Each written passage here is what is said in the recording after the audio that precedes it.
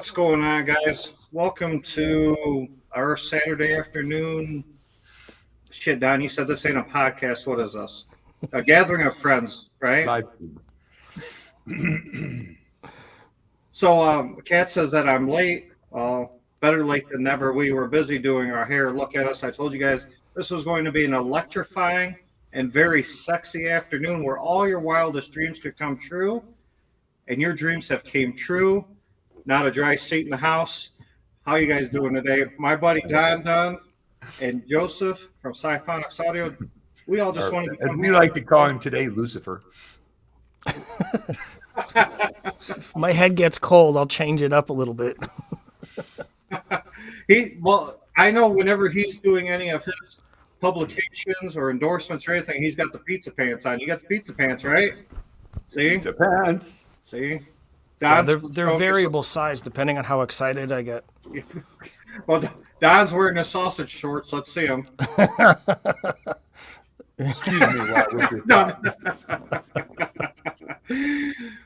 All right, guys. So, if you guys are hanging out with me or in any of the groups that I'm in, you guys are probably very aware of both of these gentlemen.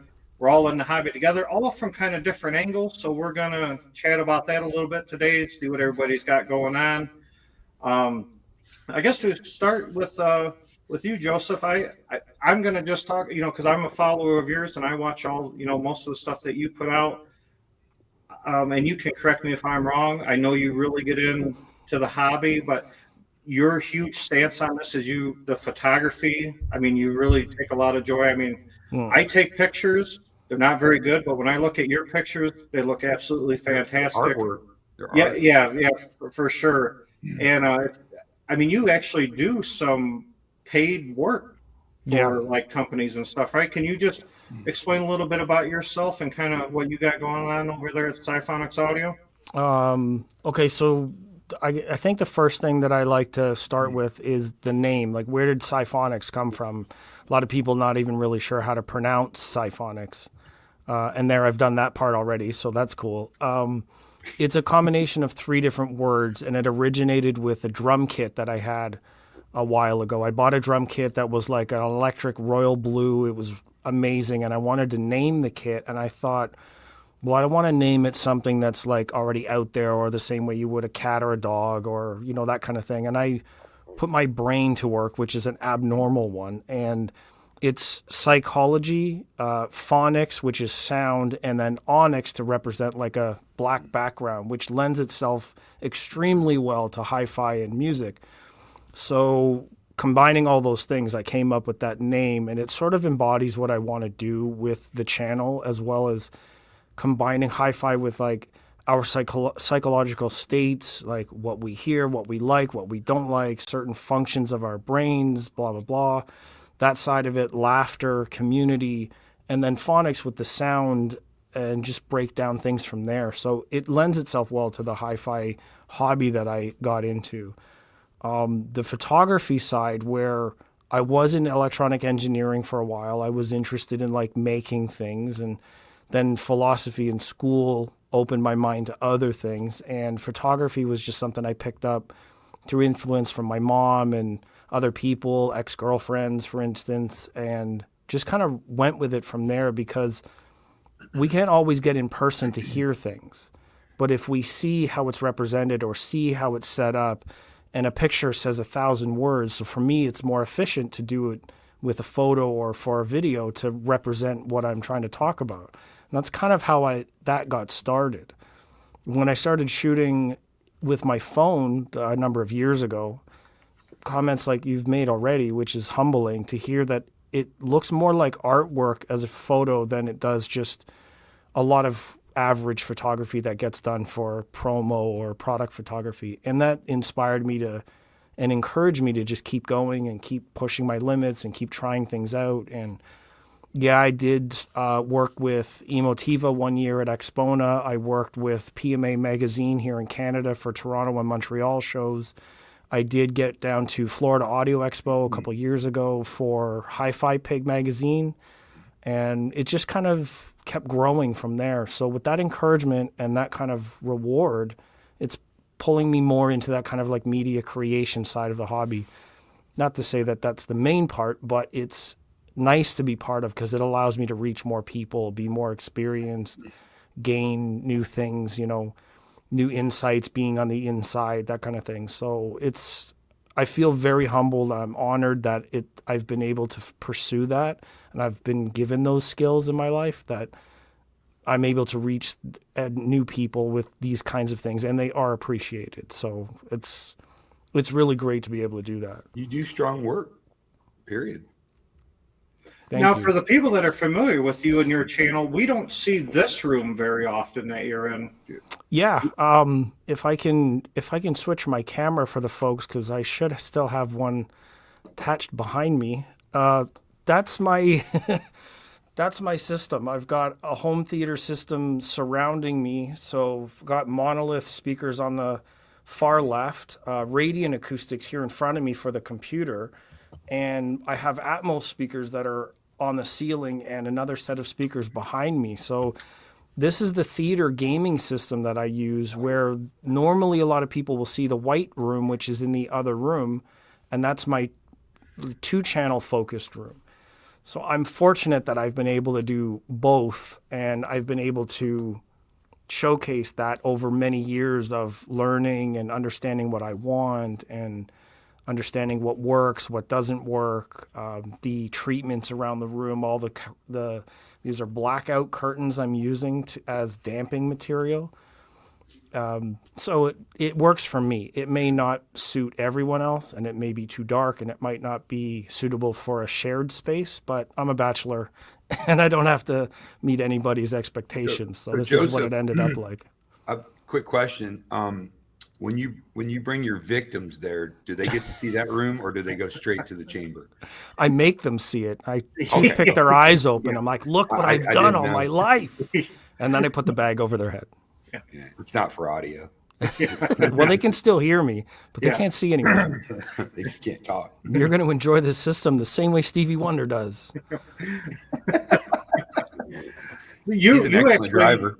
You got a show coming up, right, Joseph, that you're going to be attending? Yes. Montreal Audio Fest will be on the 27th, 28th, and 29th of March. It will be in Montreal. I will be doing some work with Hi-Fi Pig and PMA Magazine, so a lot of extra photos and show reports. My report for 2024 Florida Expo is on the Hi-Fi Pig magazine already. Yeah. By the way, that was a tremendous report. I was shocked they didn't send you back this year. I mean, it was probably one of the most, if not the most in-depth show review that I'd seen yet. I mean, it was a lot.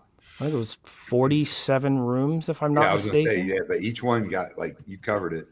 Yeah, it was a lot. I mean, I take challenges like that, new challenges. I'd never been to Florida, and thank you again, Don, for hosting me for a couple of days and putting me up and taking care of me when I got a little sick down there. I was like, what's happening? I need meds. And you're of course, always welcome in my home, dude. You're a friend, you're a brother, you super respectful, super nice. Don't blow his head up too big, Don. I mean, come on. I love it, dude. Hold on. Keep going. I'll make sure it doesn't The pepperoni cans are getting smaller by the minute. I'd like to see, I'd just like to see him be, I think he deserves to be, more in the limelight, more popular, because. Well, that's why when we talked about doing this, I was like, well, this is going to be a good collaboration.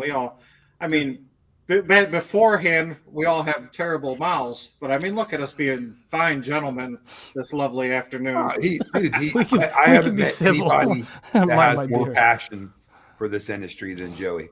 I haven't. I just haven't. I mean, he's a deep cat, man. So maybe he's a little too deep for most people. I don't know. Well, I've heard that before. I definitely have some social awkwardness, and I have a lack of filter sometimes, so I know that could be strange in a business world.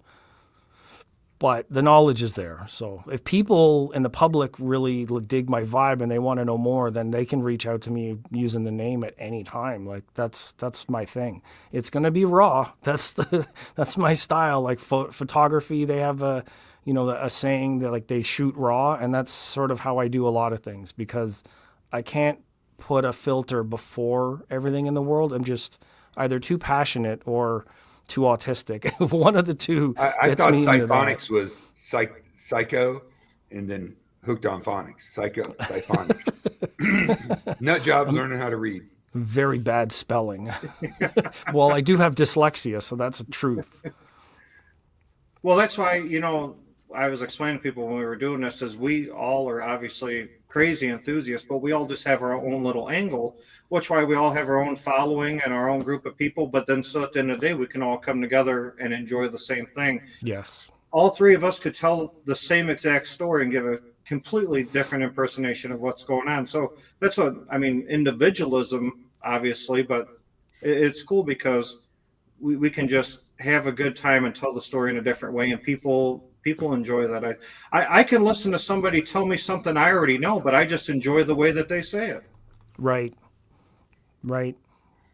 I feel the same way about comedy and stories, and I say that about teachers. I've been in school. I was in school for many years, post-secondary psychology, philosophy, and there was a number of teachers, and you experience many. It's just the best types of teachers help you not just learn a topic, but they're welcoming. You're anxious to hear more about what they have to say or how they say it, and those are people like that set a tone for me to try and be like that with any hobby. Right? I want to invite people into the hobby. I want to make sure that their experiences are positive, that they carry on and tell their friends and all that kind of thing. So it's like setting the tone and being welcoming and encouraging is like the best, because that's how I was made to feel the best, either getting in the hobby or learning in school. So definitely. And that's what Kat and I like to do when we host all these events, is just taking a hobby that for so long seemed like, hey, you're kind of by yourself in your basement doing your own thing, and bringing everybody out of their basement and bringing them into these big events and everybody hanging out. So try to be, open and hospitable and just have a really good time with everybody. Don, can you please explain to me why it looks like you turn on every single light in your house to be on this podcast? Are you in heaven talking to us right now? Domine Patre, the Dominus Omnis, O Scott Doobie. I got this big ass window and I got like a screen on it, but it's the sun, like this time of day, hits right in that window. So, and I'm angelic, it's my good daytime vibe, man. I only get antsy at nighttime, squirrely. But you're going in for your surgery here in a couple days. Yeah, next Thursday. Good luck, man. We're thinking about you. Get it, man. Yeah, I'll just write you a bunch of dirty messages while you're down and out. And totally. Yeah. Well, my girlfriend says she's gonna peg me when I'm out, so I don't know what that means. So, what's any difference between before and after the surgery? Willingness. Yeah, you won't be able to move and say anything about it. No, go slow down. No, she's great. So I have this, full disclosure, I have what's called spinal stenosis, which the C4, 5, and 6 are collapsing and they're pinching on the nerve to my right arm. So when I eat with a fork, like, I don't know if you can see, it's Michael J. Fox. That's not a fork. You need new glasses, that's for sure. Well, use your imagination, newbie. Oh, okay. I've been eating, and my channel's all about transparency. I can't have people thinking that that's a damn fork. Now I'm a liar. You're going to see it in the comments later. Be like, what do you mean? There is no spoon. There is no spoon. There you go. Yeah. No, so it's a pretty major surgery. I didn't really realize how major it was till I did my orientation for 3 hours yesterday. And I'm sitting there with the ladies talking about the neck brace, and I'm like, you gave me plenty of pain pills. Is this a painful surgery? She goes, pretty much one of the most painful surgeries you can have. I'm like, great. So just dope me up, man. Yeah. And, so all I'm worried about is how I'm going to go to the bathroom. So my girlfriend took 2 weeks off, and she's going to help me, stay clean, and, not a really nice subject, but she's amazing. And I got to get it done. Otherwise I might lose most of the use of my right arm as it progresses down the road. And it's already atrophied. I mean, literally 2 years ago, I was benching 315 like 8 times with Gene in the gym, 17.5-inch arms. And now I'm like, Shaggy from Scooby and shit. You know what I mean? I'm trying to get it done so I can slowly start working out and get back in the gym and get stout again and get capable. So thanks, man. I appreciate it. All the well wishes mean the world to me, dude. It's not, I just gotta get it done. So I'm gonna be down for the count. But at least I did finally get the surround sound. You saw it, Joseph, right? With all the focals in my bedroom. Looks nice. So I've got a 5.2.4 surround, like most people's dream system in my bedroom, which is really cool. I'm very grateful to be able to have that. So I hope your girlfriend's a good sport, and the whole time she just walks around in like sexy lingerie, and you can't do absolutely anything about it. And then as soon as you can, she just puts on like a pair of work pants. I'm not having dick surgery, dude. I mean, they did offer me a reduction, but I said we'll just. But how much smaller are you gonna go? I mean, what is it? Just a novelty across the room. The beautiful girl like you doing in a place like this. You were my woman, I would make love to you constantly. No, I'm sorry. I'm very white. Not very white, but very well, I can tell by that picture, everything in that room is completely washed out. You definitely aren't coming through an HDR right now. But well, sorry. I mean, no. All right, Batman. You look like the criminal on like Dateline. Scott. Don's here we go. Now that's the spirit. You're gonna go in for surgery, wake up over in Joseph's room. Yeah, dude, I'm just planning on being high for 2 weeks and watching movies. Yeah, like, and then go in for the surgery and see what happens. Oh, that's before the surgery. Yeah. Oh, okay. So, you're going to go on Monday and do the Audioholics podcast. So, I mean, and then do you have anything else that you're going to be doing before the surgery? No. I mean, I do a live stream podcast with in a different, genre, but I'll probably skip that Wednesday just because I got to prep. Well, of course, yeah. And get all that. Then they give me this special soap that I got to like clean myself with the night before, then the morning of, take a shower, and it's like a antibacterial. Yeah. Special. Mm-hmm. I had to do the same thing when they did my neck surgery. Yeah. Is that what it was? Yeah. The lady's like, just don't get it in your private areas. I'm like, what's that mean? What's it gonna do? Now I'm curious. Like hygiene's really important to me. Like I hate to stink, but I don't know, man. We'll see. I'm nervous a little bit, as anybody would be, but I'm eagerly anticipating the recovery so I can get back. So I've got no feeling in my thumb, and I'm a firearms instructor, and my trigger fingers. I mean, I can still shoot, but not. And my arms atrophied to it's like pipsqueak size. So I'm looking forward to getting rid of that, and then start slowly lifting weights. 10 pounds, 15 pounds, and working my way up to, trying to be capable. I at my age, I don't need to be a bodybuilder, but I'd still like to be capable going into my sunset years. I mean, I'm friends with a bunch of guys in their 60s that they look like they're 40. You know what I mean? They work out and they're and whatnot. So, well, we'll definitely keep in touch. I'll be texting you, Don. And okay, thank you. Yeah, dude, no doubt. And then, well, hopefully you guys mean the world to me, and we'll be able to get to hang out. I hope for a good recovery. This group of content creators, influencers, I don't know what the hell, like the. From Aaron's Audio Corner is super cool, dude. I love Jay, from Jay's Yagi. I mean, I think Jay's the sauce. I love Jay. I like his work. I like his videography. I like his intelligence. I really am a big fan of his. Then talking to Sean that he does the podcast with, I talked to him the other day. What a super cool dude.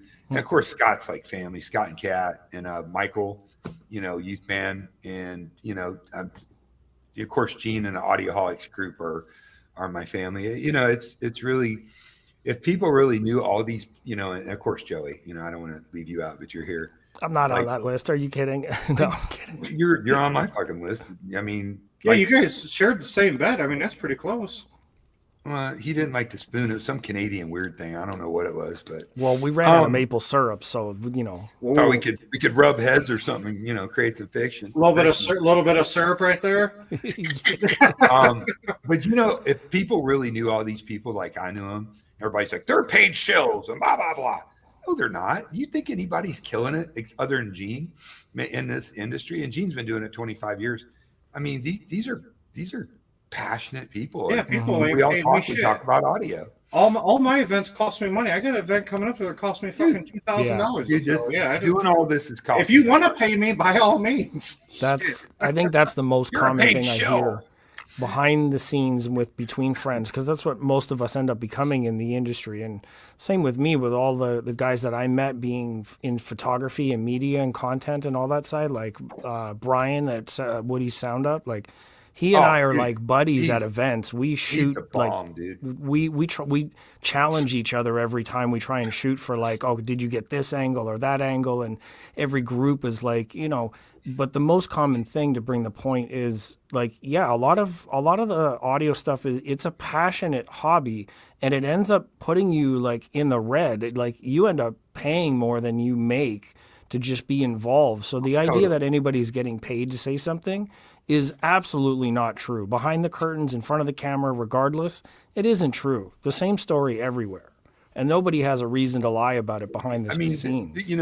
The Andrew Robinsons and stuff are probably making people that do this full time, you have to make money, because if you do it full time, have to make money. I couldn't do it full time. I mean, even the guys that make money don't make as much money as I need to make. I'm a full time integrator, that pays my bills. But it's really cost me money. Just like this whole thing, I got the Arendelle 1528 and really kind of fell in love with that product. I really like it. So I've done a lot of promotion for it, but it's all motivated from passion. And I like the people there. They've offered to pay me for like events and stuff. Like I just had 25 people at my house. It cost me a few $100s in food and booze and drinks and stuff. And I told them, no, just like, let me just be the dude, you know what I mean? And not pay me or whatever. I mean, and they're not trying to pay me a salary or anything. They were trying to pay me for food and stuff, you know what I mean? And that's fair. Yeah, but they're letting me use these, $16,000 worth of speakers, that I'm enjoying and I listen to every day. And I love that. It's they're very gracious, and I wish people didn't have such bad. And there's a couple there's a new influencer out there or whatever who's kind of a jerk. I'm not going to mention his name, but all he's doing is throwing out negativity, trying to call out every reviewer out there as being dishonest and this and that. And I don't like it. If you throw out negativity, you're going to get negativity back, as far as I'm concerned. Yeah. The algorithm loves the controversy, but that's playing into the system. Who knows if their opinions are real or not? They could just be faking it just for the clicks and views. Unless we're actually friends like you described, like in this sort of communal way that some of us definitely share, we don't know. Yeah, if anybody's in a pickle or in a spot, dude, everybody rallies around them, man. Yeah. And we're all doing stuff different. Jay's got his deal, which I respect, and Aaron's got his deal, which anybody would have to respect. Mm-hmm. Unless you're a manufacturer, then you probably don't like it too much. But he's making them on it. Standards are standards. Techno Dad's kind of doing his thing, and I talked to him the other day. Man, he is doing some cool stuff in the Dolby Atmos surround arena. Yeah. Like he's super smart dude. And Gene and the Audioholics crew, man, Teo and Larson's and Matt Pose, and I brought a couple people in, like Cap Manalog, who's like the tube and turntable guy. It's just fun, man. I don't know. I mean, Scott ain't doing it for money.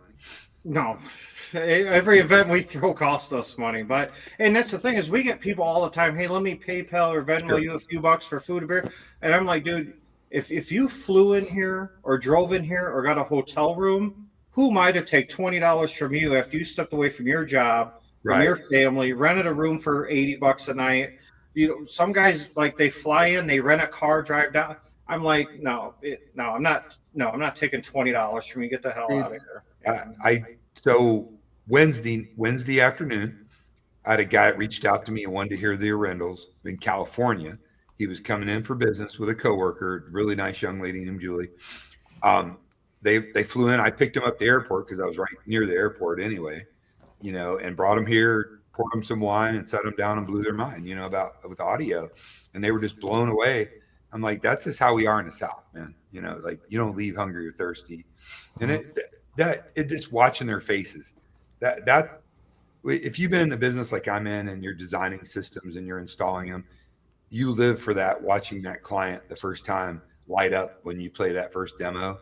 You know what I mean? It's really hard to articulate that, but it is like a huge sense of satisfaction that you did all this work. And it's the same thing when people come over. I'm sure you know exactly what I'm talking about, Scott. You know what I mean? Well, yeah, and that's the reason, and that's us just giving back to the hobby that we've enjoyed, is bringing people together. First of all, people they're completely blown away that they just get to hang out with 50 enthusiasts for the day. Just to be able to sit around and break bread and have a beer with a guy that gets in the same exact thing. That understands. Yeah. That's the hard part. Yeah. So finding people. Yeah. Everybody, obviously, they enjoy the demos and all the gear, but it's funny because after they get the demo, our whole yard, there's just people scattered in little 3-4 person groups, and they're all just got their own little topic going on.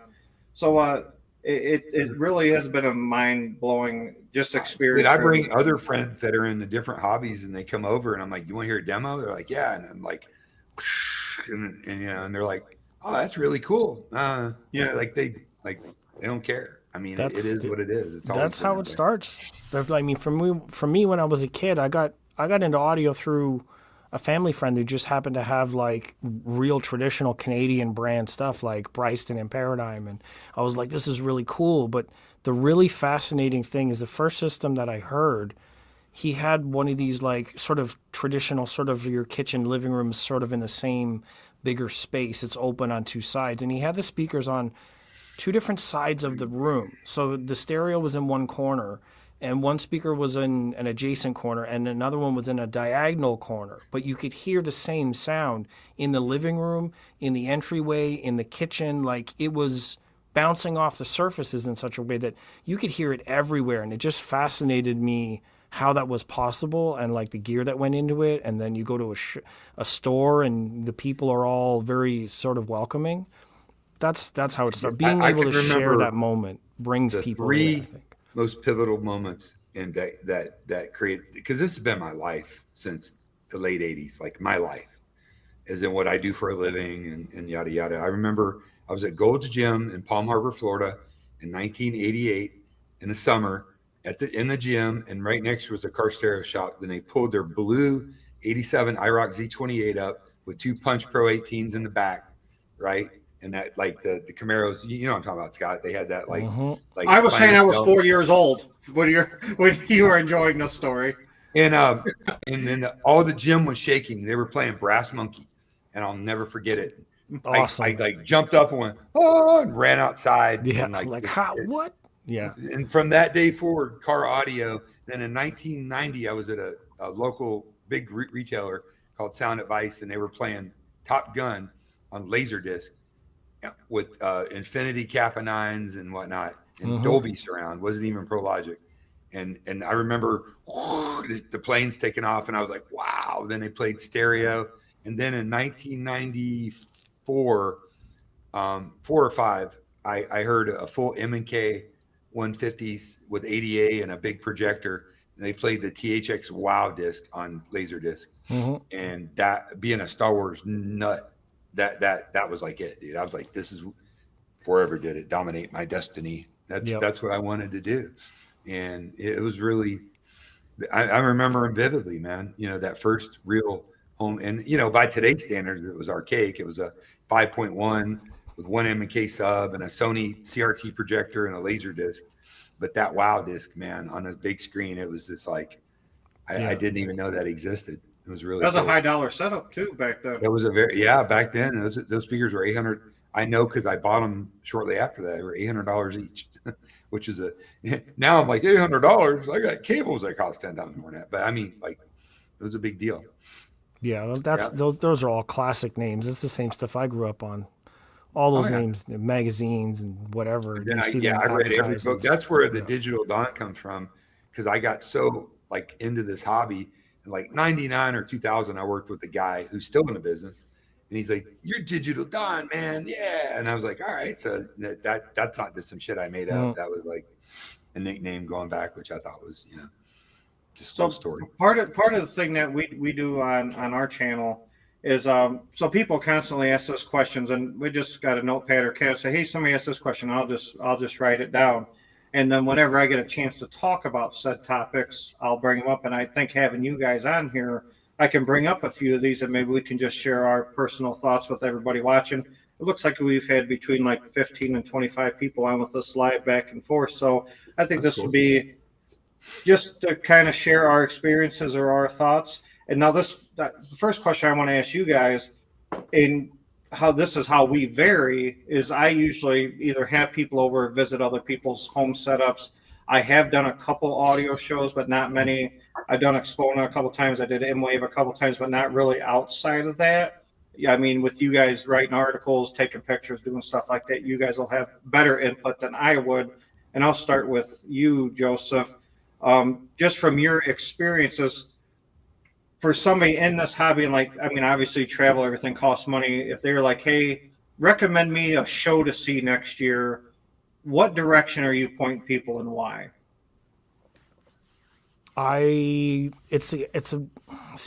Audio's sometimes split into groups. I'm going to say if you're a home theater enthusiast, that question's harder to answer.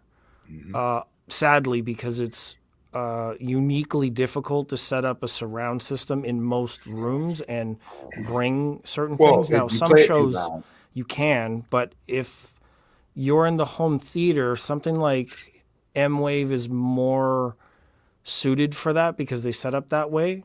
There's a couple of others that I haven't been to, but some of the shows are more focused like that. Also, if you're in Europe, then you don't go to Expona. If you know what I mean, paying to cross the pond might be a lot.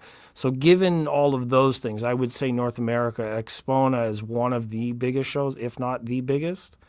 It seems to me, in my limited and few experiences, that it has the most to offer. This year they're offering a car audio section, as like Florida just did. That would be the one show that I would say to go to. But having said that, a lot of the guys that I know create, like Audiophile Junkie and whatnot, they've come up to Montreal, and Montreal's got a whole other Canadian, sort of French-Canadian vibe, and they have like a concert at night in the wings of the hotel, right? There's a pool in the middle of the hotel on the top floor.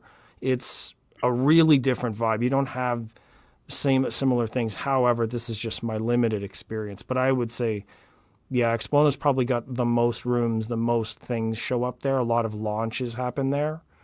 So I'd probably say that one. Okay. And for good reason. And now, Don, because I'm still learning how to use some of this shit, let me make you the big guy on the camera. How does that work? Oh, boy. Oh, there you go, Don. So, Don, with all the shows that you have been taking part of throughout the years, if I came to you and said, Don, I got money and time to do one show next year, what direction are you pointing me in? Well, I think Joey really nailed it, because audio is kind of divided into segments. There's the 2-channel guys, which, I'm definitely part of that cult as well. And there's the home theater guys.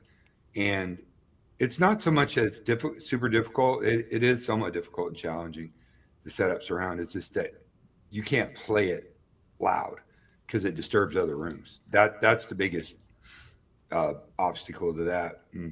So I would say, even though I haven't been, Expona is probably the show to go to, from what everybody said, if you're into the 2-channel thing.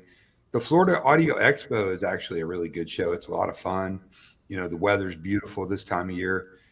I would say probably my favorite show, and I've been to a bunch of them, is just for the fun experience, is actually the Audio Advice Live show in Raleigh, North Carolina. That's actually, that hotel that they have it in is just stunning. Like, it's huge and it's old school, kind of brick, and it's, everybody's super cool. It's a good sized city, but it still has kind of a Southern vibe to it, if that makes sense.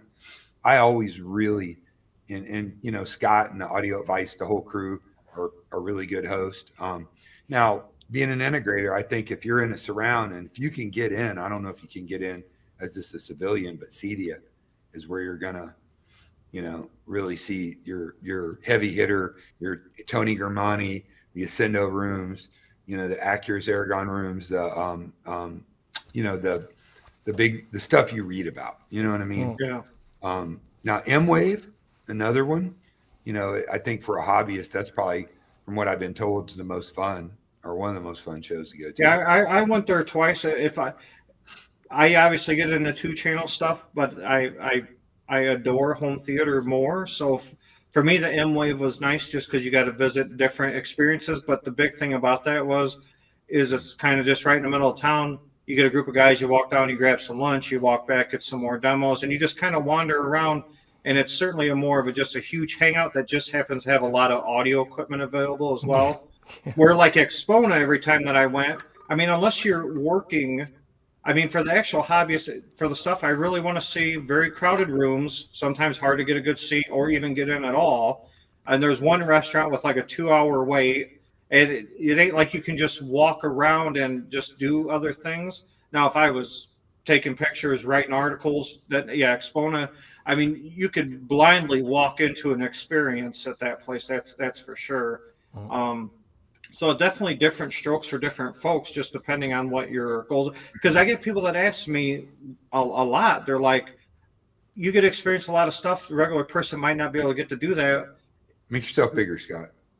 No, I like being little. I'm the little guy. Well, we're going to make Joseph big now because I got another question for him, and we're going to keep swapping you guys back and forth because it's show and tell hour and talk.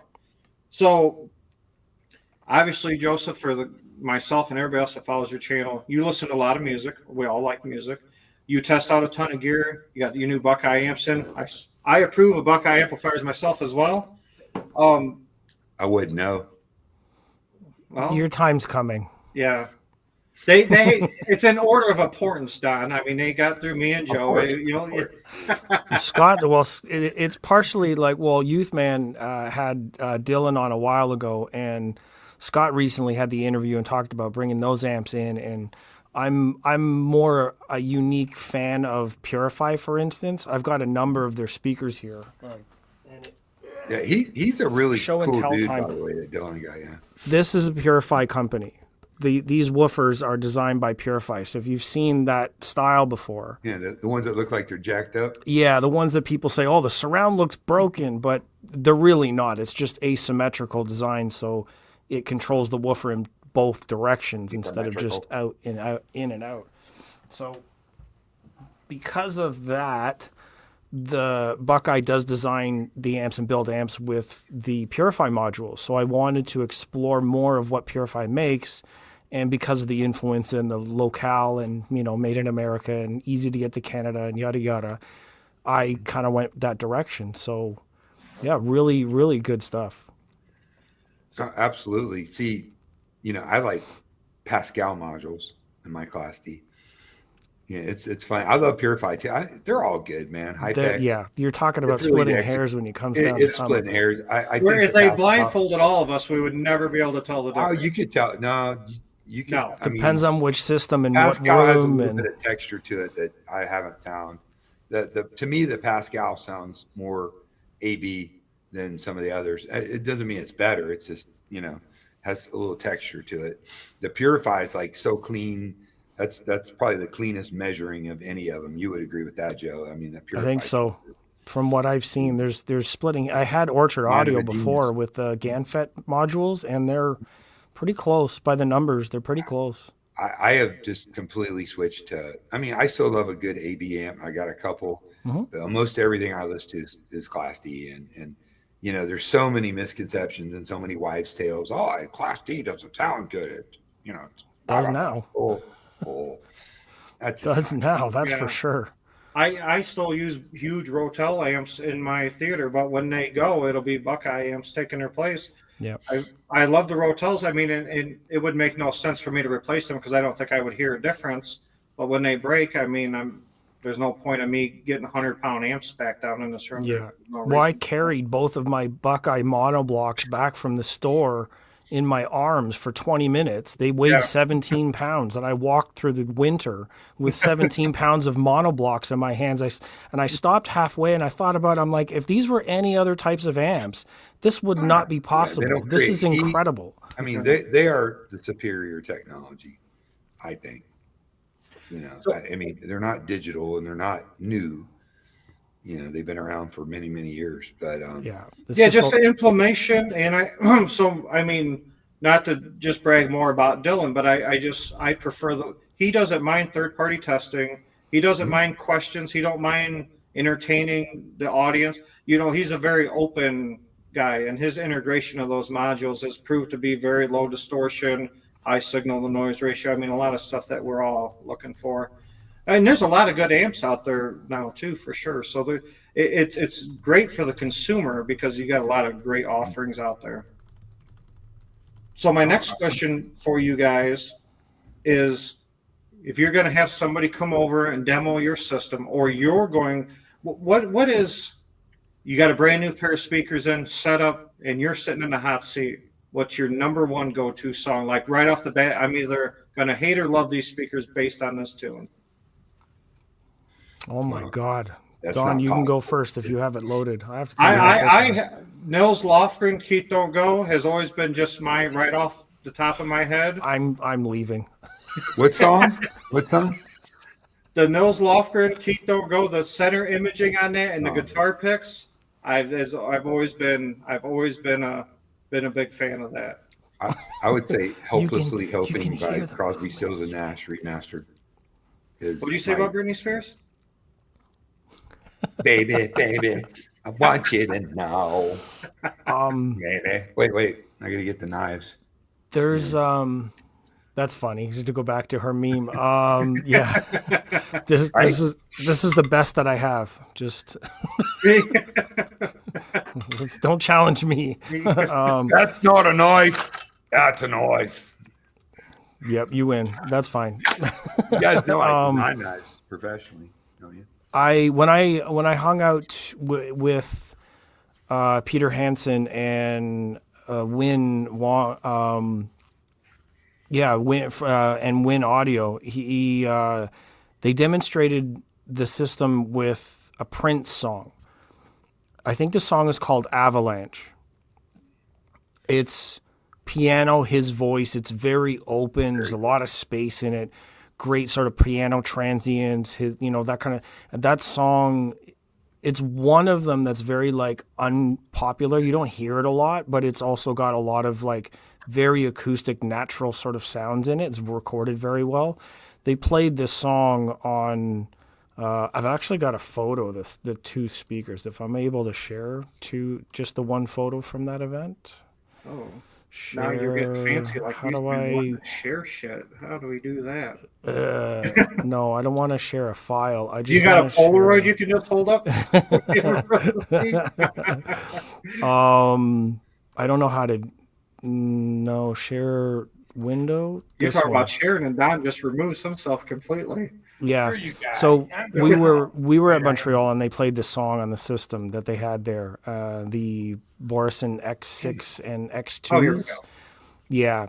So this is one of my favorite shots from that weekend. So anyways, they had the system set up there, and I did one of the videos live. It's like a feed from Instagram, but I hung around to listen to that song. I would say that song, Prince, the song's called Avalanche. It just brings so much, like you can hear all, like a lot of quiet moments and space and dynamics in the song. So for 2-channel, 100% that song. It's not very thrilling. It's not like Ghost Rider. It's not bass heavy. It's not, I know bass brings us all together, but I'm not always aiming for bass response. I'm more of like a detail and finesse person when I'm listening for 2-channel. How do we get rid of Joe? Get out.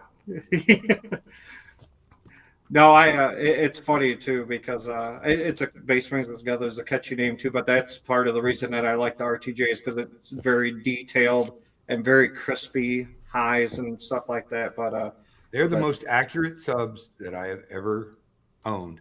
and I've probably owned at least 50, 60 subs, and I've tested and listened to hundreds. And I mean, they're pretty much the sealed ones. The ported ones sound good too, but the sealed ones they're just the sauce, dude. Like I have the same ones you have in your living room, and they're just, I mean, they're just. Now, I tell you what I did to mine is I put isolators under all of them, and it I'm huge on isolation, man, and it really changes the sound. I mean, it didn't get as much, room gain coupling, but I just recalibrated a little bit for it, and it's just so smooth and natural. I mean, to be that big in an 18 and be that accurate is just unbelievable. I mean, Jeff really is a genius. You don't really realize until you get him drunk. And he starts drawing on napkins, and the genius comes out and it flows.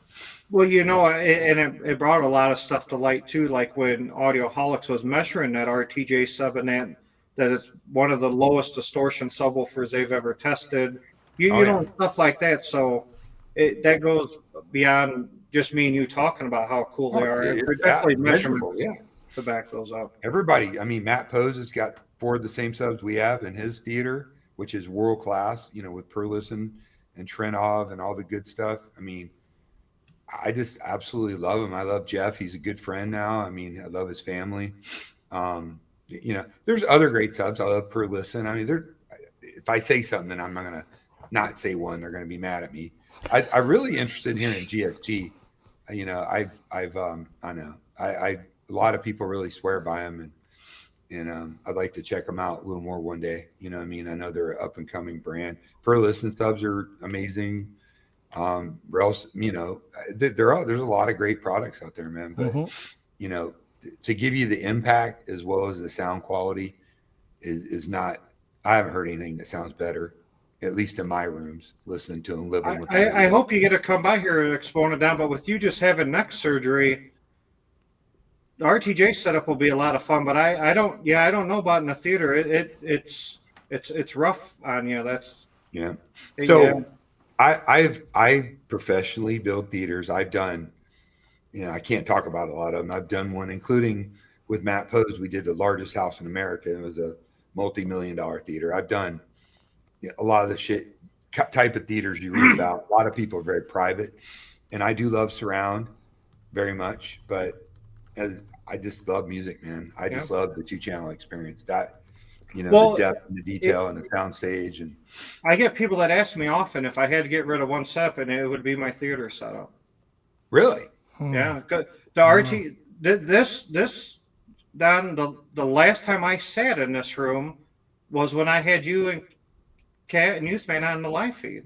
Oh, no shit. No. Wow. That's the RTJ system gets used every single day. Kat listens to music almost every day on it. Well, same thing with me. It's music. Then when people come over, I'll play demos just because. You know what I've been jamming on lately a lot is Atmos music. Now, 100%. 75% of it's shit. It's not recorded that well. It's new still, but it's because it's new, and I understand they're learning. Yep. And that's why I was talking to Techno Dad and about what he's doing, and with that. But the ones that are really good, like Pink Floyd 50th anniversary, Dark Side of the Moon, The Weeknd, a lot of pop bassy songs. They're forward thinking. You know what I'm saying, Joe? Like that bass really just brings us together. It does bring us together. Even with music, I think subwoofers are a must. And subwoofers and bass are the foundation. Most of your calibration and systems should be below the transitional frequencies. EQ you shouldn't have to really EQ the upper frequencies much. You should be able to, with measurements from like Aaron and different people out there, you should be able to mechanically aim your speakers, point them, use acoustic treatments to really handle that dispersion. I'm not a huge fan of EQing above the transitional frequencies, but below, it's almost a must, in my opinion. It's really hard to get that right without instruments and technology to tell you where it's at. But even in 2-channel, like I play those big, Arndales, and the subs just blend, and people are like, "Those are subs?" I'm like, "Yeah," and they're like, "Oh my God," they can't. But there's a lot of work and a lot of skill that goes into that. But and look, don't get me wrong, I love a big movie and surround, but I've heard about 10,000 surround sound demos in my life, dude, from $1 million systems to, $2,000 systems. And it's cool. I mean, the joy of yours is oh my God, it's 160 dBs. Like, that's just nuts. And I dig it, because when I did car audio, I had a lot of fun building this system. It's strange because now, since I feel like everything's done, and I put everything, all the speakers, Atmos, subs, calibration, I did all that, and I could sit down and be blown away. And then and it's funny because Kat gives me shit. She's like, you were down there every night till midnight, and I hear all the whoop whoop from Rue, like the microphones going off and all that shit, nonstop. Because I was the guy that put 100 hours into the tuning, and then I don't use the space. Well, a lot of people want to buy. It's like they want to get the biggest subs possible. Oh, I've got a 21. Well, I've got a 24. No, I've got a 32. I've got a 33. That's great. And I know a lot of people that's because a lot of people are relatively new to it, a few years, a few months, whatever. And that's what they want. But to me, big bass should be just there and effortless and complement the movie. You know what I mean? That's why I'm not a huge fan of ported subs. Like, I'm just not. How do I get rid of Don now? Fuck. I'm here by myself. Well, I mean, that's what you get. That's what you get for inviting different people. In trouble. It's like, I believe in cables, but I don't believe in $30,000 cables. But some ported subs sound great, but most ported subs are designed with ports to make more noise. And I would always personally, and just from my experience, I'd rather have twice as many sealed subs as I had ported subs to get that same kind of output. But sealed subs just hit different. They do. I have to have 3 times the amount of subs to hit no 150. Well, you got 10 times the amount of subs, dude. I mean, you're an enigma, Scott. Bass brings us together. But just make sure that never turns into bass tears me apart. Take the one upstairs. And this is a great transition, actually, into the next question. And I just got lists and lists of questions, and we'll just go through a few of them because we're already pushing an hour, and cool. I hate to take up your guys' whole afternoon. No, I'm cool. I would love nothing more than to do this for 2 hours. Just saying. So, obviously, like any hobby, and I'll start off, and then I'll go over to Joe, and then I'll go over to you, Don, and I'm assuming that you guys get the same thing. We all spend a lot of times in our systems. So, if we were to offer one piece of advice to a new enthusiast, what would that be? And I'll start off, and I want to say, just because you hear somebody say something sucks or doesn't sound good, but you're interested in it, do whatever you can to go hear that in person, whether you have to buy it and return it maybe for a small restocking fee, buy it, or some places have free, because I've visited a lot of really cool home theaters, and I've also visited some. I'm like, and we start bringing up graphs and stuff like that, and setup and tuning could be completely off, wrong. A long story short, somebody had a very, very expensive sound system that cost more than mine, and we demoed it, and one of the speakers, I was like, man, this is weird. I was like, I feel like the person on the screen is talking behind me. What the hell is going on? We followed his XLR cables, and his surround right was the center channel. Been listening to it like that for 2 years. Yeah, all the time. Dude, I was at a pretty big known entity on the internet's house a couple years ago and playing demos, and we were half shit-faced, and I heard that it was out of whack. I'm like, this ain't right. And I went through the menu, and like the right channel was like +4, and the left was -2, and the center was like -4, and like it happens, man. It happens to everybody, a lot of people. You're right. So just my advice to anybody that's getting new in this hobby, if you are looking at something and you are super interested, but you read half good reviews, half bad reviews, get it for yourself, get it in your own space. You make that determination. Me talking about something, I might be able to give you some good insight, maybe show you some graphs, gives you my thoughts. And even if I don't really care for it, it might work really well in your space. Don't lose hope. Don't lose love over something that you can't get I bought plenty of stuff that I've had to eat $100 return fee or something, but at least I got to experience it, and I was like, oh, that kind of was a piece of shit, or some of the stuff I really did like. So I'm going to pass the mic over to Brother Joseph, and then we'll go over to Brother Don and get the one piece of advice. We could sit on here for 10 hours and give advice, but if I was a new guy coming to you, Joe, and I was like, you know what, Joe, I got a couple bucks, not a ton of money. What's a good piece of advice from you if I just want to get into audio, not even home theater or 2 channel, just audio in general? What is a good piece of advice? Well, to piggyback on what you were saying, it's the best thing you can do is gain experience. The first thing that I would say is, do you want to come and hear my system? Like, I have 12 sets of speakers here. You can hear all of them if you want. That's it? That's true. Hey, mister, I was born in 1930. How do I mute Don's mic? Get it right.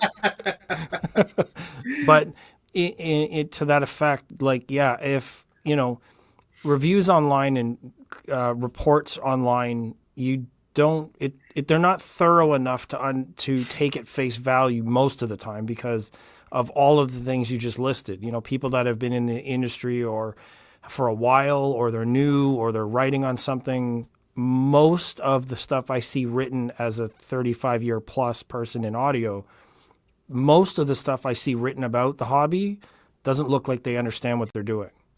So we don't know how they're set up. We don't know how they're calibrated. Everybody's room is going to be different. Everybody's treatments are going to be different. Whatever their system, you know what I mean? So there's not a lot of standardized reporting going on what it is. Like photography, you say the lens, the camera, the setting, the whatever, you can have a base reference because it gives you the specs of how it was shot. I did this in Lightroom. You know what I mean? It's mostly standardized. The hobby demands that. In audio, it's way more open because it's music subjective. There's a lot of science and neurological sort of things that go into our perception of sound. You can't just take what you read at face value. You do have to experience it yourself. It's a very, very solo experience, even though you can stand beside 20 people and share music, like watching a live band or whatever that is. So you definitely gaining your own experience, and then under that, I would say, try to learn and understand the fundamentals of what audio is. And my favorite line to people is, physics doesn't care about your feelings. Physics is going to exist in the room, and the acoustics are going to have a conversation with the room and the speakers. And you just happen to be sitting there listening to the speakers and those walls interacting. You're just there observing it. So the physics of the space and how sound actually works will give you a good, solid foundation to analyze what you're reading, looking at, listening to. And then from there, you can build on a decision or preferences, that kind of thing. That's what I would say. All very, very good points. And Don, now I'd like to bring you into the main space and get your very intellectual, deep thought about this. Yeah. I seen you sipping that vodka. No, it's not vodka. What time is it? 6 o'clock here? No. Man, that's a really hard single question. I would say trust your ears. Don't fall into a cult, because if you start going on the internet, people tend to see something. It makes sense to them, in their mind, in their inexperienced mind, and then they start to treat it as a religion, and they start knocking everybody else for it. It's just not cool. You're either this guy, this matters, or measurements matter or whatnot. Look, measurements are a great tool, but they do not dictate your enjoyment level and how a system's going to sound in your room. Let me repeat that. Measurements do not tell the whole story, period. I'll die on that hill because I know better. We've been doing measurements on speakers, not to the level they are now, but it's a great point. Don't be a Toolian. Floyd Toole made an amazing book with a lot of great info on it. But if you treat that as the Bible and it dictates what you do, and you buy just on measurements, you're doing yourself a huge disservice. And know the background of the people that you're trying to listen to. How long have they done this? How many systems have they had? How many systems do they do? Were they just some dude who was in the hobby said, "Oh, I'm going to be an influencer," and 3 years later, now they're telling you what you should and shouldn't do, and or have, when they've heard 10 systems in their life, like. Don't just believe what you read on the internet. Not from me, not from Scott, not from Joe, not from anybody. Just take it all as good information. Your crossovers are probably fine in your speaker. Everybody's got an angle, dude. And just, trust yourself.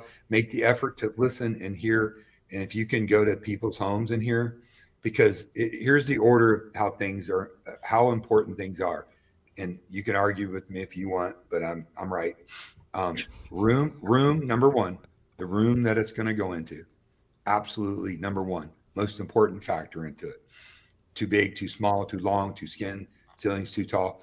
Room, speakers are the transducers, the last thing that leaves the chain until it gets to your ear. Speakers are absolutely critical and important, right? Next is amplification. Get the proper amplification.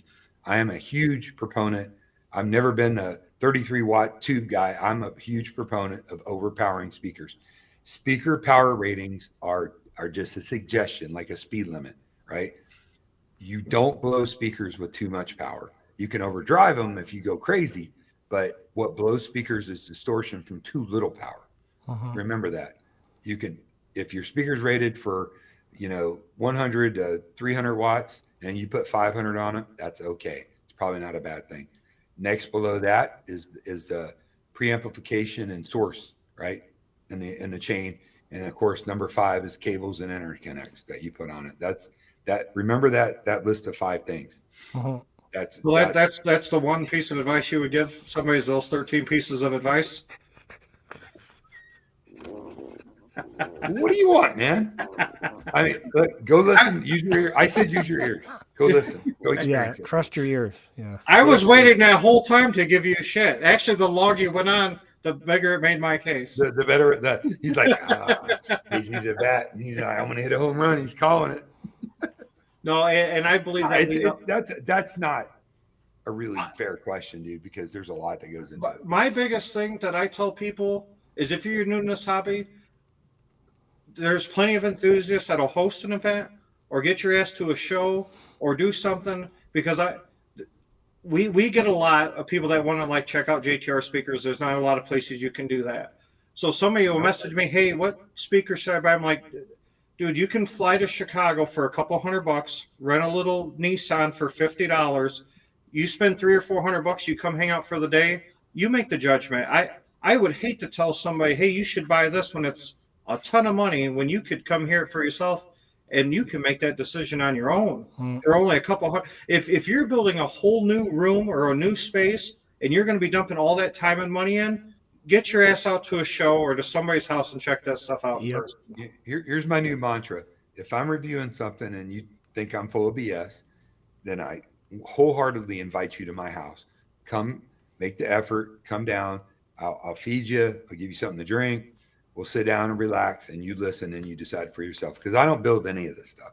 You know what I mean? If you don't like it, it's not insulting to me. What do you mean you don't like it? I love it, because everybody's different. The sun's going down by you, Don, because now I'm getting a lot deeper, rich colors on the back wall. Right, I'm out of here. Screw you guys. Get some reflection going here. Oh, shit. So, and this brings me to my next point, is we could sit on here and talk about how amazing and how great and how good looking we are all day.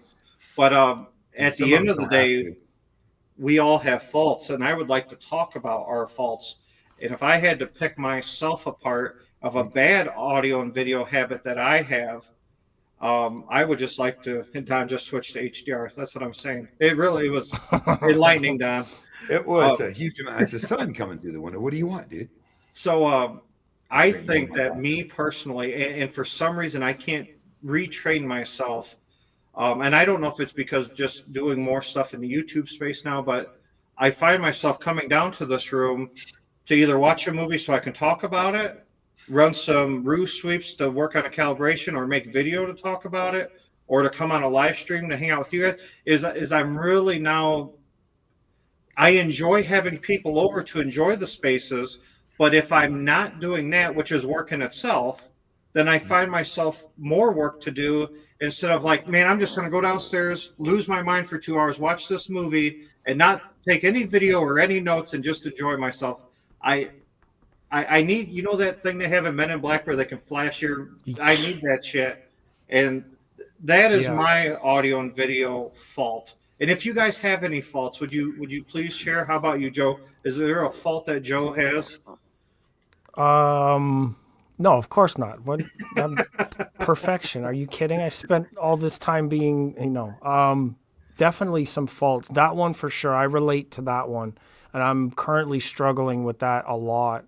With doing like even more things, like you'll go to audio shows to begin with, maybe a number of years ago, and I was a fan up until say like I worked for a brand, right? You know how that phrase you say you don't meet your heroes.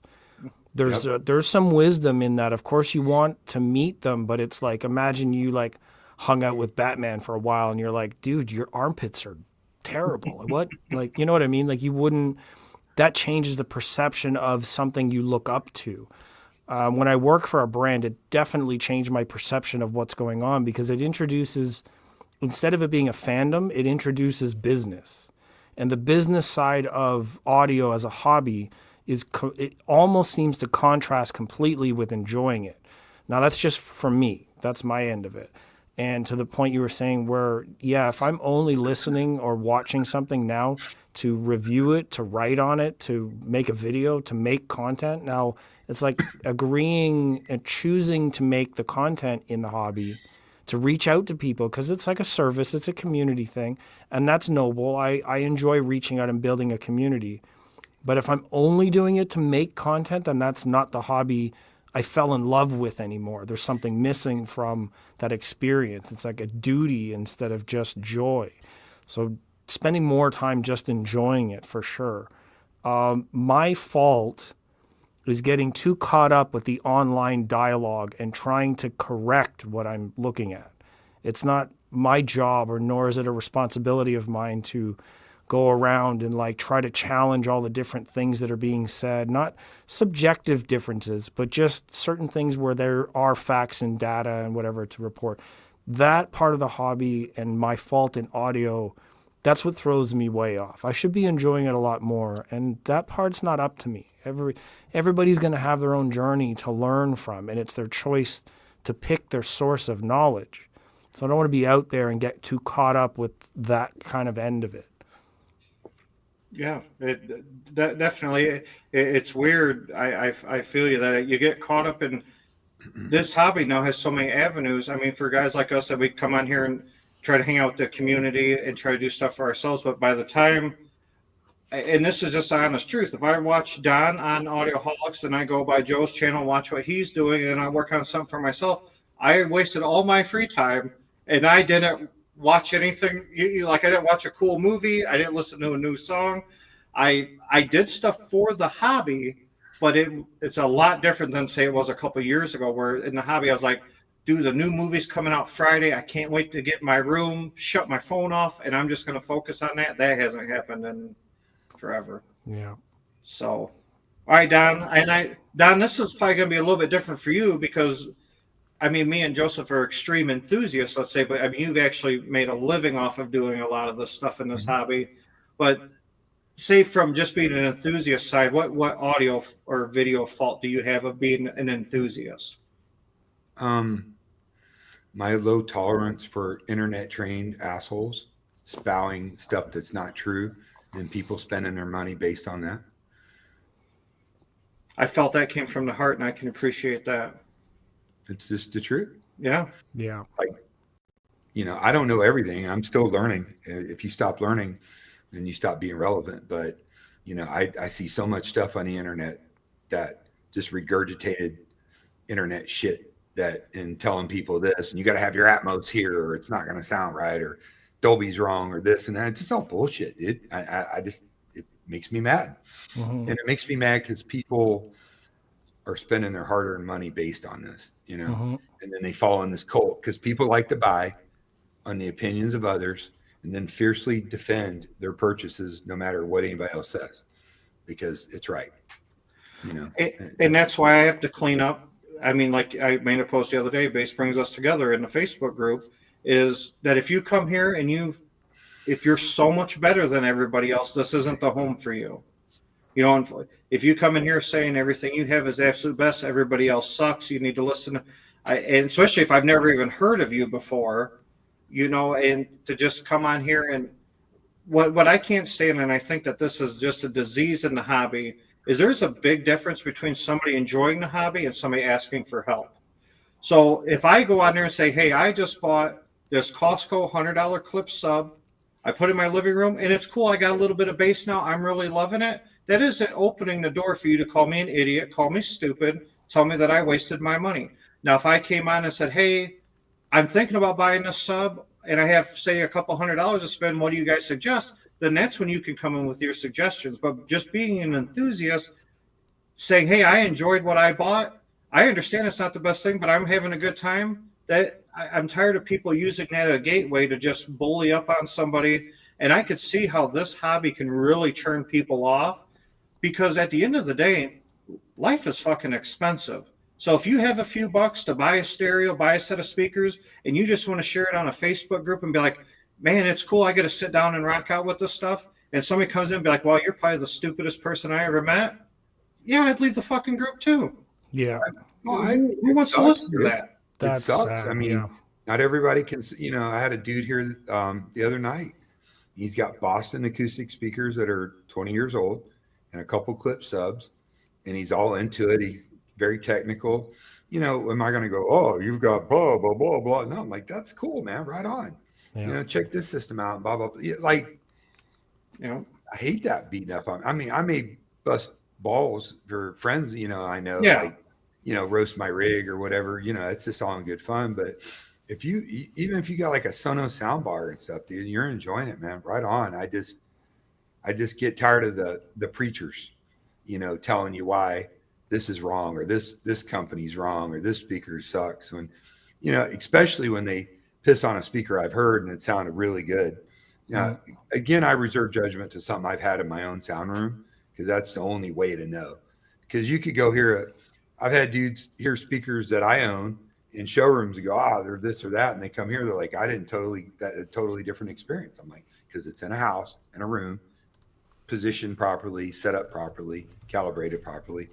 Reserve your judgment, man. But I just don't like bullies, and I tend to, to snap a little bit more than I probably should at people, given it's the internet platform. But I care about this. I mean, people pay me and my company a lot of money. Rich people, because they don't want to have to go on the internet. They don't want to think about it. They pay us to professionally design and implement a system that sounds good. And I always try to design a system that I would want, whatever the budget is.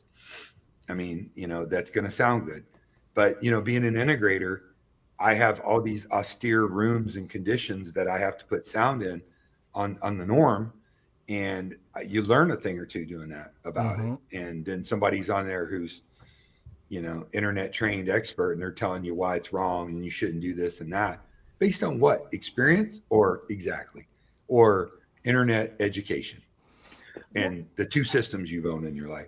And I think a lot of that leads into the industry giving out false details, because people launch on, they grab onto their favorite brand, and and I've owned plenty of, say, Definitive Technology subwoofers. I mean, you've talked about this plenty of times. Of course. But for years, they were advertising subs that went down to 8, 9, 10 hertz, and they just never were. But Trinity did. Well, that's what I'm saying. But like just a regular Super Cube or Super Cube 2, they weren't. And you would just have the fans, because they're fans of the brand, defending them when they had no idea. They didn't have REW then, or microphones. They didn't know. That's why guys like Aaron and stuff, or and Gene for many years, they do a great service to the business, because they show this. I tell everybody, take that information and then find other information before you make a decision. Don't buy a speaker because of the way it measures. That's silly. Yeah, in my opinion. It's a good way to get a reference for certain things. It's a good guide. I mean, you don't want something that's horrible, right? I mean, it's great that these exist, but what's up? I'm on Yeah, the measurement thing, I did a video recently with my opinion on it, and it's like, it sets a good reference because we use measurements for almost everything. Photography, I mentioned. Car specs, like 0 to 60 times, braking times. Like, we use calculated and measurement things to guide us to certain, like, we look at food and say, how much salt is in this? Like, that's a measurement. Like, all those measurements guide our life. Like, we rely on GPS to get us somewhere. That's all scientifically measured. Like, we trust measurements and everything else.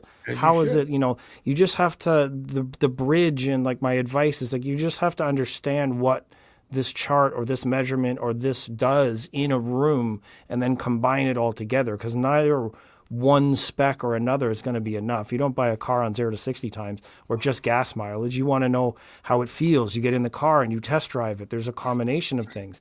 And it's how it interacts that's really important. And that takes years of experience to really understand. Can you look at the ingredients for a chocolate cake and know how it's going to taste? Who can afford that right now, Don? Eggs are so expensive. Who's making a chocolate cake nowadays? And eggs is. I'm not. Listen, I'm not trying. And people take me wrong. I look, the measurements and Floyd Tools work and all that are super important, but I just don't buy into it all because I've there's speakers that measure perfect that I just don't think sound that good. They just to me, and you could give me a million reasons scientifically why, and I'm just, at the end of the day, just like I think decent cables matter. I've heard the difference in cables and interconnects, and I'm going to do some blind testing here with some people just to show it. I think to a point, I think if you're spending $15,000 on cables, you're probably out of your mind. But the only flip side to that is, if that makes you happy, then do it. Like if you've got $250,000 speakers, it's not unreasonable to have $20,000 cables. They look cool. Well, at that point, let's just call it jewelry. Obviously, you have money. It's like throwing $100,000 diamond ring on your wife's finger. Yeah. Let's dress them up a little bit. If somebody said, "Hey, I bought these expensive cables because I think they look good, and I live in a multi-million-dollar shit," by all means, that's awesome. Yeah. So you buy cables that have the same kind of fabric and decor that matches other things in your house, and speakers that are painted like your sports car. Go for it. Like, that's up to them. That the only really big part about what makes any of that really weird is when you look online and then you see what people are like wagging their fingers at. If you didn't look online, none of that stuff would matter because you would never hear about it. So if you have two cars, right? You look at a Tesla, like a Tesla Plaid, and a Porsche 911 Turbo, right? On paper, the Tesla Plaid will outperform it. Like, it's faster, yada, yada, yada. But what's the driving experience that you want? I'd take a Porsche 911 Turbo over any Tesla any day of the week. Yeah. I just, it's a totally different experience. Yeah. The confirmation bias and placebo. So what? The speakers look badass. Who wants to have ugly speakers in their room? But the good thing about you saying that, Don, is somebody might say, "I'll take the Tesla any day." But that's the good thing about speakers, because all three of us could listen to different speakers and all have different ideas. So having speakers that measure differently or perform differently is fine, because we all hear and experience and have different rooms.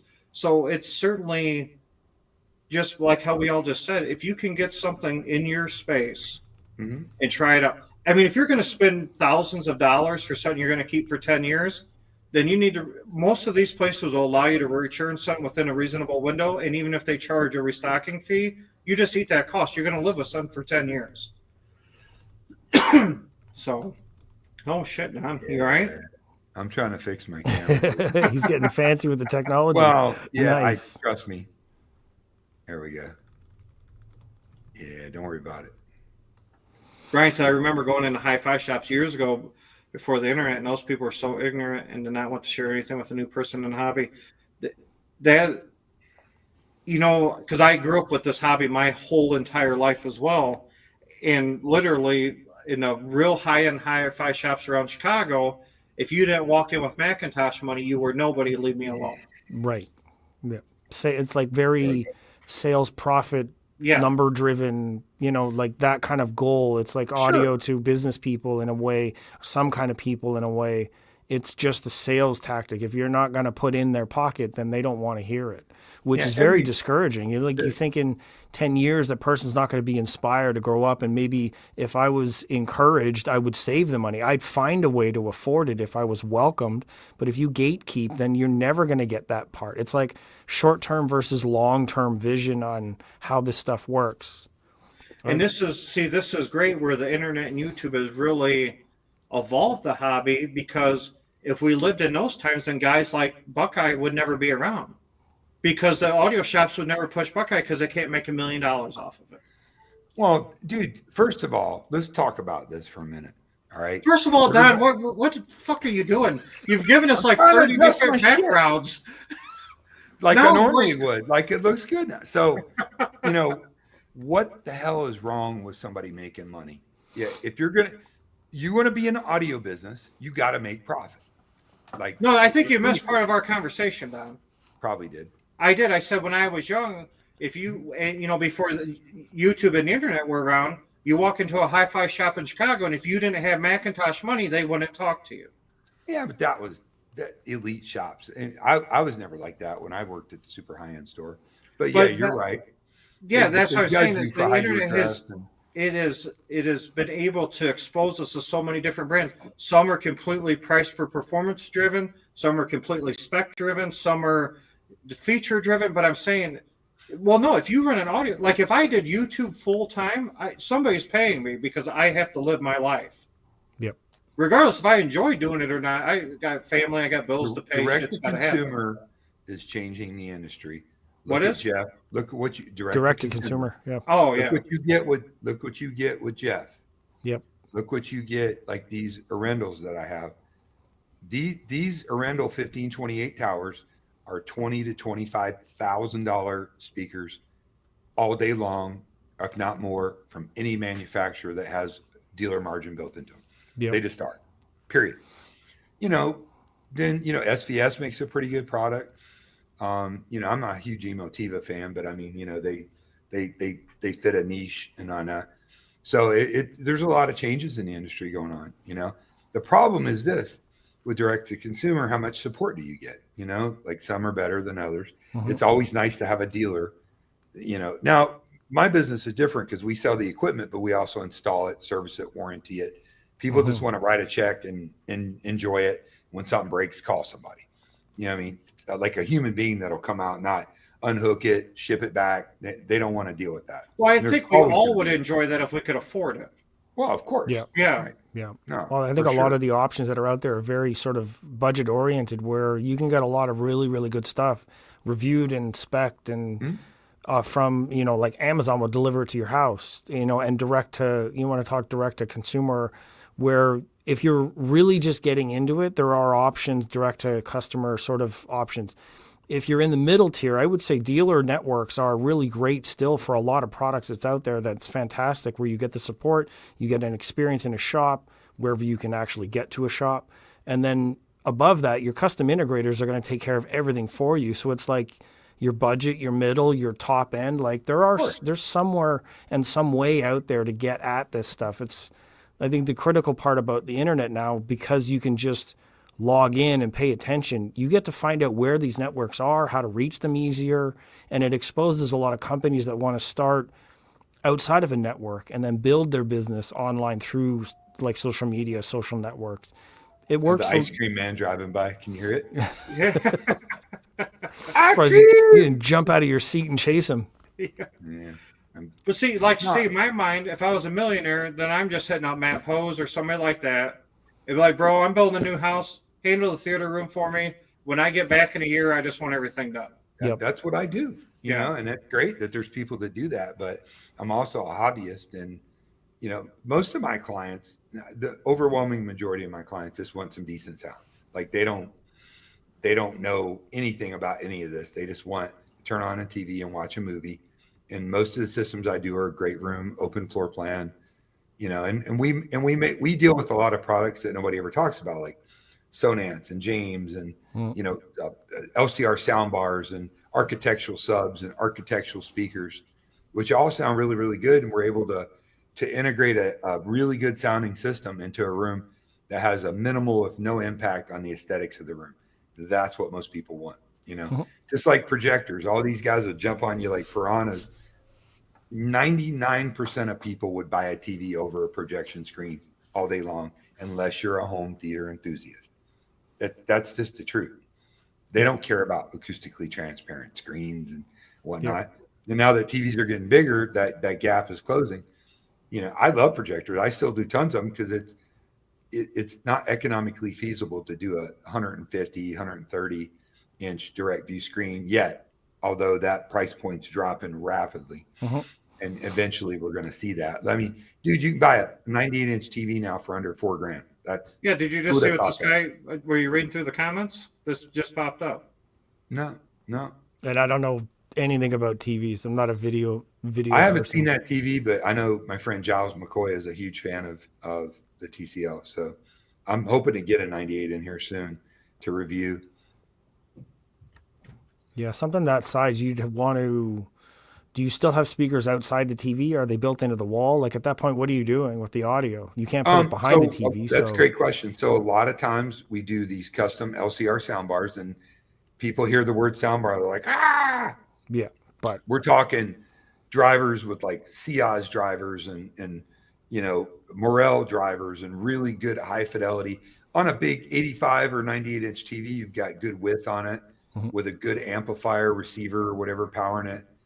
And then a couple architectural subs like JL or even SVS or RBH or whatever brand. And then in-ceiling or in-wall speakers, you got a pretty damn good sound and surround system. Now, is it going to sound as good as your towers or all this? No, for most people, they're perfectly happy with it. Yeah. Look at the biggest audio company in America right now is Sonos.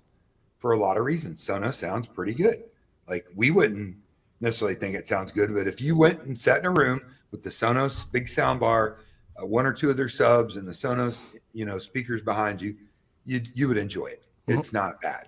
It really isn't. What are you guys doing? What are you guys doing down on the custom integration side on the huge TVs for center? Are you guys implementing the two center channel up and above? Like I just said, LCR soundbars. Yeah. Or like I just reviewed these Focal on-wall speakers, and several companies make them. Even Jeff is coming out with them. I talked to him for a long time about making them on-wall speakers that are shallow depth, and that you can do a center, a left, right, and a center. That would be an improvement over a sound bar, in my opinion. Or we don't do a lot of like in walls around TVs anymore. We have in the past. And I never do all in ceiling surrounds, even though they make products that minimize the bad effects of it, the angled ones. I for your front LCR, I still believe that sound should come at you. There's just basic principles that matter. Even though if it angles correctly, it's kind of hard to hear the difference, but it's not really. Usually not powered, but passive sound bars with a good AV receiver or separates. There's $12,000 sound bars that we've installed that kick ass. Like, they're really, really good. Or on-wall speakers. And aesthetically, it really, like, if you have a 98-inch TV and a sound bar with a grill cloth that makes it look like it's part of the TV, the guy's happy or the lady. I don't want to judge, but 99% of the time it's the guy that wants it, and the wife, the spouse, or other guy. I'm trying to get myself in a hole here. Careful, right? Get them all now. Get them all now. Everybody involved. One of the two spouses only cares about the aesthetics of the room, period. And that's just the reality of the majority of people that we live with. The majority of people go to Best Buy or Walmart or whatever, buy a powered soundbar, hook up a wireless sub and maybe a couple rear speakers, and they're thrilled. They got surround sound. It's better than a TV sound. We are a small microcosm of the majority of the audio video business. When I met Kat years ago, and she'll even bring this up to this day, she goes, before I met you, she goes, I would listen to music on my TV speakers, and she goes, it was a big deal that when I had a soundbar with its own subwoofer that it had all this bass, and she's like, now she goes, I would like never listen to anything like that. Yeah. My ex-wife would listen. What's that? The cable music channels. They had like rock, satellite radio. She would listen to that to the TV speakers, and that was how she digested music. Then she met me, in like 2005, I had a plasma when, not a lot of people did. And, I'm like, oh, we got to do this. And we got it. We got married and got a house, and it was all lighting control and automated. She's like, why do we need all this stuff? I'm like, this is what I do. Trust me. Then like a month and a half later, she goes, this is like the coolest. I love that we have all this. I was like, yes. Yeah. It's Pandora's box. Because remember, as integrators, I don't just do sound or video. That's a big part of what I do, but I do lighting control. I do linear lighting. I do motorized shades. I do security system integration, surveillance. I do outdoor lighting. I do any kind of technology associated with the home. That's what we do. That's what we're called integrators. We integrate technology. But every so often we still, I'm looking at a house right now. It's, the size of a office building, and we're doing a big badass theater in it, and you get clients and you get to do projects you can take pictures of and win awards with, which I've won a bunch. I'm very honored to be able to say I've been able to do that. Or like I did this guy's bedroom, and he's got this beautiful, huge bedroom with 14-foot ceilings, gigantic glass walls looking out into the ocean, right? And he's like, man, I want a TV in here, but I can't kill my view. So Screen Innovations makes a screen called a 0G, and it sits flush in the ceiling. When you hit a button, the curtains would close and the shades, and the screen, a bar would drop from two tiny little cords, drop down about halfway and stop. Then a 120-inch screen would drop from that right in front of his bed. Then all the speakers were built into the ceiling and the wall. And this guy was able to lay in bed and still retain his view or whatever. I mean, that's the cool stuff we get to do. Is it ideal in the home theater world that everybody that we talk to? No, they'd be like, oh my God, this and that and blah, blah, blah. But the dude loves it. Yeah, but it's all about enjoying. If he's enjoying it, then right. Probably the biggest thing I get from people, they'll message me and be like, hey, I have this and this. It ain't nothing like what you have. I was like, screw what I have. Yeah. If I'm having fun and you're having fun, then we're both doing justice to the hobby. There's so many people out there that have crazier stuff than I have, or their projector costs more than my whole. I know a buddy of mine was a $300,000 projector. But I'm just like, no matter what scale of money you're at, if you're blown away having a good time, then we're all just doing the hobby justice. You asked me what my, I get a little probably too shitty because I'm just a fighter. I always have been. When you do this every day and you've done it for decades and you've seen all kinds of different audio systems in all kinds of different rooms, and you've had to do less than ideal and come up with creative ways to put sound in rooms, you start to learn a little something about how speakers and amplifiers and calibration and sound work in different rooms. And, you shouldn't be doing it if you hadn't learned a lot. And that's what makes me mad is all these people coming online saying, oh, you got to do this and Dolby's wrong, or you got to have this here. No, you don't. You know what? You don't even have to have your in-ceiling Atmos and your bed layer speakers don't even have to be the same brand. Ideally you want that, but all the LCRs are the star of the show, right? The base layer or bed layer, same thing, right? Those are the co-stars, and the Atmos are the extras. They're effects. Do you think you're going to really get, as long as it's not like from a horn to a tweeter, if you've got something that's similar, you really think you're going to be able to tell that big a difference? You're just not. And you can say you can all you want, but you're just full of shit. Right? Yeah, here I go again. So we got you on a roll, Don. Well, no, I'm not. I'm not even on a roll. I'm just telling. I cannot tell a lie. I'm just telling the truth. That's knowledge and passion right there. That's passion, dude. Because I hate. But this all started when the ice cream truck went by. Is your blood pressure over or something? See, I knew he should have took off after some ice cream. You'd be okay right now. Making people rip speakers out and drywall patch and move them 3 feet in because it's gonna make your Atmos sound. No, it's not.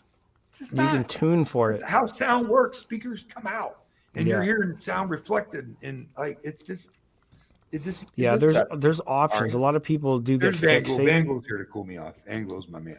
Yeah, people get fixated on what they read, and they have this confirmation bias. and they defend what they think they know based on whatever info that they've read. Like you've said, there's a lot of it out there. There's a lot that will support a bad idea. I mean, I go back to a lot of stuff in history that human beings have looked at, like Copernicus and all these like centuries of being wrong, and then turns out that things functioned a different way. There are, they defend these ideas, and that's the psychology part of my angle at this hobby. Is we're still just people before we're hobbyists, and all of those ideas translate across many different hobbies. Anybody, so when you read this stuff, and what upsets me as well, and why I gotta back off from it, is I care about what people are understanding. And if they're fundamentally off or wrong, they're either wasting their time, wasting their energy, wasting their money, going down a direction that they don't need to be. And that's something that I empathize when I read stuff, and I want to correct it so that at least someone, maybe even 1 out of 1,000, goes, like, whatever you did, whatever you said, however you're presenting, you helped me get to somewhere that makes way more sense to me, and you helped me understand something that's better than what I was looking at. That, to me, is a motivation in making content, enduring whatever it is to make videos and continue to kind of learn and present something. Is if I can just reach 1 out of 100 that's just caught in a mess, then that's worth it, because they get to like break that boundary. They're not under the spell anymore of the Internet of Things. They're just, you know what I mean? You just open that Pandora's box, and you go from TV to soundbar to standalones to integrated to separates to, you know what I mean? The more you experience, the more you get drawn into it. And it's like, if you're passionate about music or movies, that's the path you can be set on. Or you could get caught in the noise, and then, you just become lost. There is no better feeling in the world. And the main driver why I do all this, because I don't need to do any of this, dude. I come home and just enjoy, what I have and love it, is because when you recommend something to somebody based on your experience with it and your experience in general, and then somebody buys it with their hard-earned treasure, and they get it home and they set it up, or even they reach out to you and you give them a little guidance, and they hit you up, they're like, dude, this is incredible. Like, that is the best feeling in the world. Mm-hmm. Even my clients that spend a lot of money, that first demo, that's why I do this. That I love it. My system now, as a reviewer, I'm always changing stuff out. I can't take my in-ceiling speakers for Atmos out and put the same brand in, because that's just not practical. Or my back speakers. Right now, I've got RBH with the Arendals, totally different technologies, like ribbon tweeter in the back, this and that. But I dialed it in and calibrated it to match. And people come over and they're like, this is amazing. Nobody goes, oh, I heard a slight difference in our ribbon tweeter. And nobody does that, because you can't. You just can't. Don't believe these people, dude, that are telling you. I'm not saying don't buy a matching system. Obviously, I'd be an idiot to say that. But if you've already got, brand A and you want brand B for your LCR, now the front three need to be the same or matching. That's critical. It's critical, much more critical. But if your base layer, bed layer is a slightly different, but it works in the spot, you can clearly hear them. That's another thing. They can keep up with the front speakers, and your Atmos aren't little teeny, like it keeps up. You'll never notice the difference, and you'll be perfectly happy, is all I'm saying. But yet people on the internet will chastise you and tell you something different. That's just not true. That's what gets me upset, and that's my biggest fault. Sorry. Yeah, we're the same in that. I like to get the right information to people so that they don't waste any time or anything of their life. Music, to me, the theater stuff is one thing. And I always just say, as a passionate sort of music person, I say the music deserves better. So my 2-channel system always gets more love, more investment, more time, more study. The amps are different. The source is different. The cables are going to be different. In my theater, not so much, because I'm not like, oh, geez, Tom Cruise's voice sounds nasally. What's wrong with my system? Like, I don't remember from movie to movie, or if I watch it 13 times, I'm not like, wow, Bill Murray's voice is a little off here in this part of, like, I'm not as critical to movie playback as I am to music. When I hear something's off in music, it stands out real fast. So that's why in my enjoyment, my mantra is the music deserves better. And that's what I focus on. That's super cool, man. Because the front, left and right speakers, most people's systems, I'm not talking about a fully engineered theater with the acoustically transparent screen. That's a little bit different animal. And that represents a tiny little fraction of the market. Most people don't have dedicated rooms or don't have the means or the construction ability to build a baffle wall and do that. And I'm glad guys like my friend Matthew Pose, Tony Grimani, some of the heavy hitters out there, the CTA from CEDIA, they've all come together to develop these standards. Now you got waveforming, so you have uniform bass. That's all great if you got 15 seats in a theater, and it's important for you, the guy in the back left has a good experience as you do, but that doesn't represent the majority of people. It doesn't. No. My system's designed for a small little seating area that I have. Yeah, and if you're over there in the other side of the room, hey man, scoot over. A great to expand even on this, just in my own personal experiences, I get a ton of questions of why did you go with the two-way JTR speakers in your theater, but then for your music system, you went all out with the three-way, well, pretty much four-way RTJs, monoblock amps, Parasound preamp, and my consensus on that was the same thing, is that the two ways performed amazing. They measured amazing room. They sounded great. And when there's 11 speakers and 20 subs going on, I'm not going to be able to appreciate the extra preciseness of having all three-way speakers in the home theater setup. It would have cost me a lot more money. I had them in here. Did they sound better if I was two-channeling in the theater? But during the movie, I couldn't appreciate it. I said, I want the intimate experience with the two-channel setup to where I hear somebody sitting off in the crowd kind of, snickering or, just the littlest things. And I feel like I'm in that jazz club with those people. And in the theater, I wanted controlled chaos. And I could have spent a lot more money getting they were $1,000 extra for the three-way models. So if you're buying 5, 7, 11 speakers, whatever, we're talking a lot of extra money. Mm-hmm. And multi-channel amps from Rotel that I use, and like I said, if they burned up, I'd go Buckeye, is I could never be the guy that I need absolute top of the line on every channel in my theater, all on monoblock amps, because I don't think that I could appreciate that. I don't have the learning or the listening capabilities to appreciate that. Right. Years ago, I'm very fortunate to do like THX training, and this is like late 90s, early 2000s when home theater was just getting its sea legs, right? We have to give credit to THX because THX really did change. Uh-huh. They brought home theater into the modern realm. Uh-huh. Now everybody wants to piss on THX and whatever. It's not Lucasfilm anymore, but they really did set the standard. But this guy explained what a really good home theater does. He said a really good home theater, in whatever room you're in, when you sit down and the lights go down, the walls disappear. And then you're completely drawn into the movie. You hear the sail and the pirates, the sail with the wind going through it in a pirate ship, or the helicopter, and you can differentiate different sounds. Or the ice cream truck off out in the distance. Or the ice cream truck driving by and you ain't got no money. Like, I don't remember that in this movie. Where did that ice cream truck come from?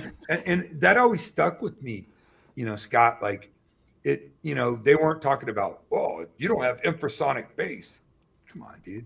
That's cool, but it's about the experience, dude, not just how loud it plays. And most people want to get into it. And now I think a lot of the big rise and the big subs, not for everybody, but is to get more sound, more boom, more bringing people over and impress them. To me, well, I tell people right away, what I'm doing, it isn't for everybody. Right.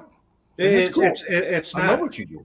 I wanted to do, because I've built multiple systems over the last 27, 28 years, since I was my first system was I was 15, and I wanted to build something that was violent and scary, that even I was like, what the hell is going on? But by the time you do the money, the cost, and actually how much I use it to that capability, huge waste of money. Yeah, just like bass, people just want output. A lot of people. They want that experience. I want bass that is there when it's supposed to be, then immediately goes away. doesn't rumble, doesn't rah, rah, rah, you know what I mean? You know exactly what I'm talking about. That yeah, like when you're watching The Notebook, you don't want their bass in, through everything. Well, it hurts my tears, man, because I can't watch that without crying. It's a true story. No, I want accurate, enveloping, visceral experience on it. I just do. And really good surround systems with movies reveal layers that you didn't know were there. You know what I'm talking about. They just do. Of course. And I think it ain't just surround, it's just music. There's so much layer to everything if you pay attention. Yeah. And people say if good speakers are good speakers, period. There are speakers that are better for home theater, compression drivers, big ribbons, high output. I don't think you need a 3-way or full range speaker for a theater, because you're going to cross it over, and they usually function better crossed over to 80 or 100 or whatever. That's just what THX again setting that standard. If you're building a big room, then you need your measurements to know the dynamic range of the speaker, the power handling, the dispersion. That's where the measurements really kind of come in as you're designing the theater. If you're designing a multi-purpose system that's 2-channel and surround, then you got a little bit different set of things that you're looking at. In my opinion, when I build a formal theater one day, it will be designed to be a formal theater. You know what I mean? Acoustically transparent screen with at least the center, high dynamic range, high output speakers, a lot of power, plenty of subs. I'm a huge believer in multi-sub. 2 subs is the minimum anybody should have. After living with having 4 subs, it's a completely different experience because the bass is just there. It's everywhere. And you know that, Scott. I got 2 12-inch subs on my 2-channel. So yeah, I do too. And I think subs absolutely should be part of a 2-channel system. Yep. No matter how big your speakers are. I just got an argument the other day with a guy who says, well, my Sherwin Vegas speakers have 15-inch drivers. I would never need subs. Okay. Not true. Yeah, and my point that I was trying to make to him, but to get a lot of bass out of that, you got to get those drivers moving. Then everything is so loud. Not that I'm against loud, but with a powered sub, you can get nice deep bass at the volume that we're talking at. I was helping a guy a couple years ago, and he was buying the big Klipsch's, and they had like 10s or whatever in them, and then he bought one 10-inch sub, and I kept trying to tell him, dude, you need more subs. No, these Klipsch's have 10s. And he got it, and he's like, I don't really have that much bass. I'm like, dude, I tried to tell you, that's not not how this works. It works different, right? It's totally different. When you send the bass and you tune it correctly, like if you mentioned the room in the list of priorities and advice, and I would say your position in a room is critical as well for imaging correctly. And then you add the bass duties to a driver that's doing only the bass, then the 2 different drivers handle different frequency ranges. One clears up, one gets deeper. That's what a subwoofer is for, is to extend the lower range without compromising the mid bass. The mid range is in some of the woofer sizes. That's what it's for. And phasing, the group delay. I mean, there's a lot of factors. That's why I said calibration of low frequencies below the transitional frequencies, 120 hertz or below, is critical to blend with the speakers that you have. You got to have the phasing perfectly right. Yep. You can trust the gods of Dirac or Arc or whatever, and they only take you so far. They just do. Yep. You got to calibrate and you got to adjust. And even if I was talking to Matt Pose, whose PhD is a genius, right? And we're just talking about that. I'm like, every system I've ever done that really looked good on measurements, people just wanted me to change it.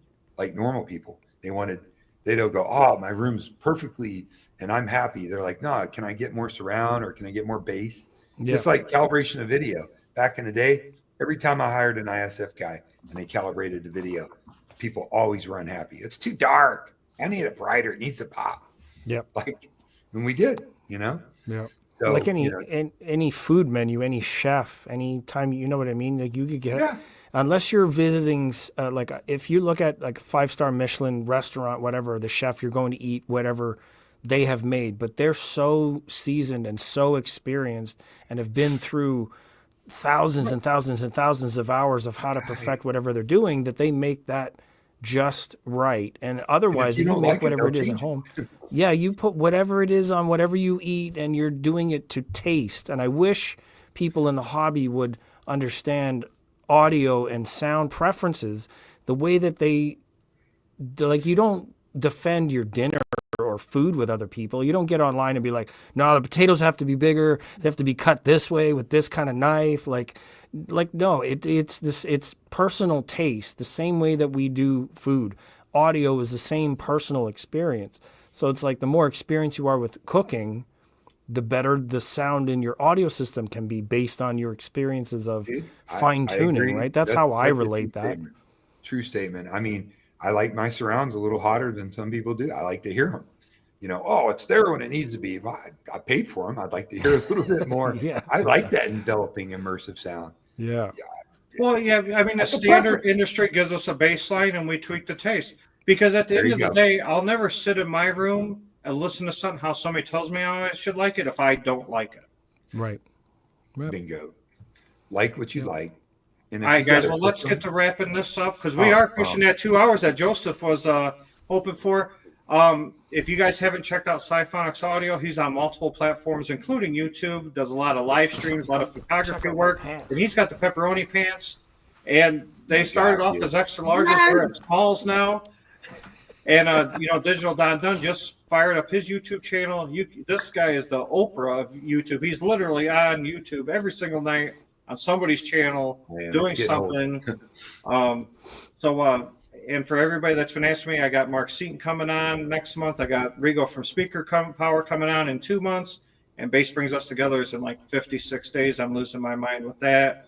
Don's going to be going under the knife here in a couple of days, so we might not be hearing a lot from him after Monday or Tuesday. And Joesph, you usually go live on Saturday or Sunday, don't you, for a little bit?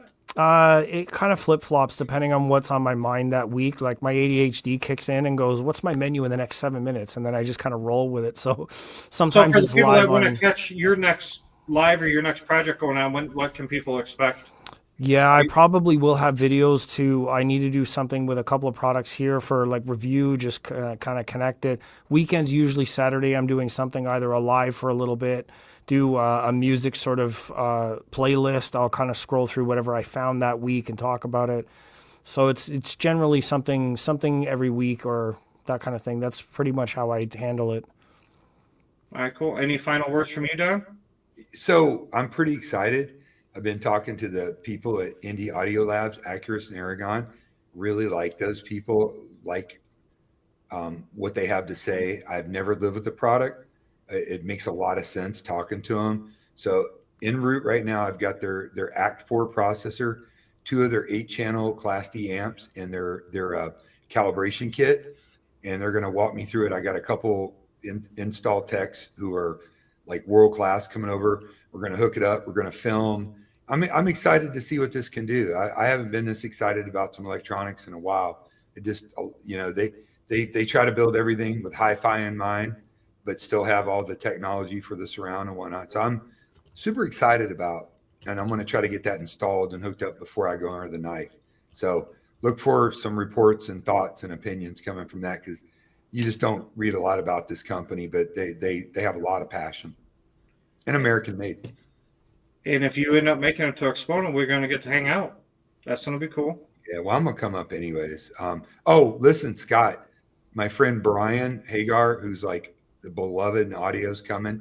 He asked me, hit me up offline. He really wants to come over and hear your system. You're going to love this guy. He's amazing. Like super wealth of knowledge. Yeah, dude. I'm threaten me with a good time. So, all right, everybody, YouTube land. We will see you guys later. You can hop on any one of our channels. We always have, one of us will have something going on for you to check out. So, all right, everybody, peace out. I'll see you guys once the stream ends.